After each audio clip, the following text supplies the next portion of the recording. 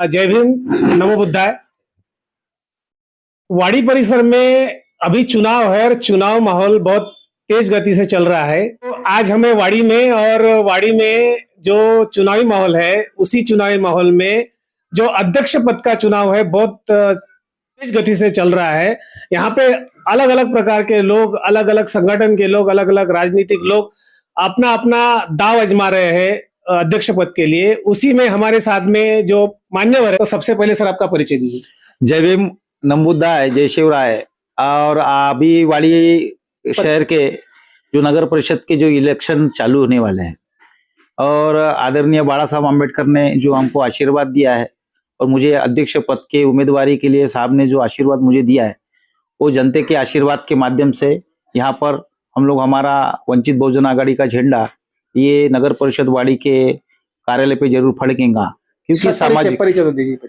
मैं वाड़ी शहर में राजेश जंगले वंचित बहुजन आघाड़ी का नगर अध्यक्ष का फॉर्म भरा हूँ और मैं सदस्य का भी आम्बेडकर नगर से प्रभाग 13 में मैंने फॉर्म भरा। और हमारी पूरी टीम और पूरे पक्ष के नेता पदाधिकारी सभी लोग हमारे साथ में जुड़े हुए हैं और सभी आम्बेडकर नगरों में हम लोगों ने वाड़ी शहर में 9 सीटें यहाँ पर डाली हुई है वंचित बहुजन आघाड़ी का के माध्यम से। और हमारी सीटें सारी सीटें निकल रही है यहाँ से। सर, अभी एक महत्वपूर्ण सवाल आपसे लेना चाहूंगा।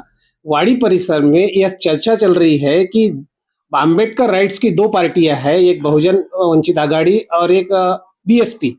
दोनों अगर एक साथ लड़ती है तो सीटें निकल सकती है, अगर दोनों एक साथ नहीं लड़ती है तो वोटों में बंटवारा होगा। इस पर आपकी क्या राय है? नहीं, अभी जिस तरीके से आपने बोले कि आम्बेडकरवादी पार्टी, यहाँ बाबा साहब आम्बेडकर का नाम लेके बिके हुए जाने वाले नेता यहाँ पर देख चुका हूं मैं।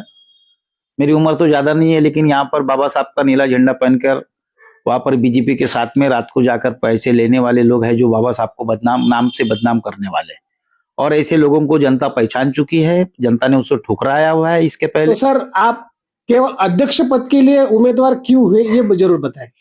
हम लोग चाहते थे कि समाज एक हो और समाज एक हो चुका था, लेकिन जो राजनीतिक नेता जो वाड़ी शहर में जो सामाजिक लेवल पर बोलते कि मैं बाबा साहब का कट्टर भीम सैनिक हूं, तो मुझे नहीं लगता कि बाबा साहब के कट्टर भीम सैनिकों को जब बाबा साहब के नातू को नहीं पहचान पा रहे, हमारे आदरणीय प्रकाश आंबेडकर साहब को नहीं पहचान पा रहे, तो उनको हक नहीं कि वो बोल सके कि बाबा साहब के कट्टर भीम सैनिक है करके।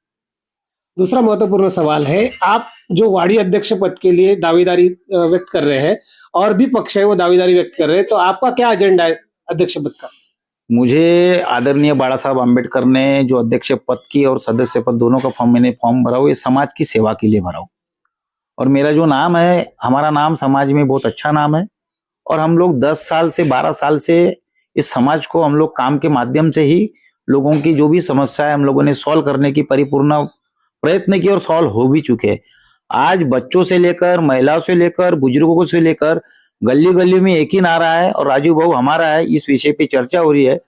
और हमारे को हम लोग वंचित बहुजन आघाड़ी के सभी उम्मीदवार, एक तो मैं नहीं, सभी उम्मीदवार हम लोग भारी बहुमत से चुन के आ रहे हैं और हमारा सिलेंडर बहुत जबरदस्त चल रहा है। ये आपको माध्यम से बताना चाहता हूँ। हमारे चैनल के माध्यम से जनता से क्या अपील करना चाहेंगे? वंचित मैं आपका बहुत शुक्रिया अदा करना चाहूंगा कि आप मुझे यहाँ पर आपने बुलाया और मैं आपके न्यूज से सभी बहुजन वासियों को, हमारे जनता को मैं हाथ जोड़ के नम्र विनंती करूंगा कि नया दिन देखना है, नया उजाला देखना है, नई शुरुआत नए हाथों में देना चाहिए और अपने सामाजिक कामों में आगे बढ़ने के लिए हम जैसे युवाओं को आप लोगों का सभी का आशीर्वाद बहुत जरूरी है। और मैं आपको सभी को विनंती करता हूँ कि इस नगर परिषद में हमारे वंचित बहुजन आघाड़ी के सभी उम्मीदवारों को सिलेंडर पे बटन दबा के उसे भारी मौत से चुन के दो। और आपकी जो भी काम है, और हमारे काम तो दिखते हैं, ग्राउंड लेवल पे काम है। हमारे आम्बेडकर नगर पे लोग पहले मुंह पे कपड़ा बांध के जाते थे, बात आती थी उनको, लेकिन आज हमारे आम्बेडकर नगर में लोग सेल्फी लेने आते हैं, हमको बहुत अच्छा लगता है। और इसका सहकार्य सब लोगों की जनता ने किया है और इस जनता को मैं बहुत दिल से दुआ दूंगा कि उन लोगों ने बहुत अच्छा काम सहकार्य किया। झाड़ लगानों में हमारे काका जी और यहाँ बैठे हुए, तो उन काका जी ने झाड़ों को पानी दे के आज यहाँ पर कम से कम 300 से 400 झाड़ हम लोगों ने लगाए और वो हरे भरे हो चुके हैं।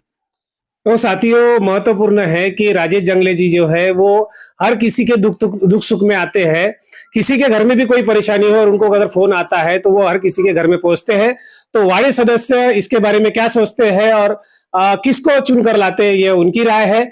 आप देखते रहे हमारा चैनल, लाइक कीजिए, शेयर कीजिए, सब्सक्राइब कीजिए। धन्यवाद।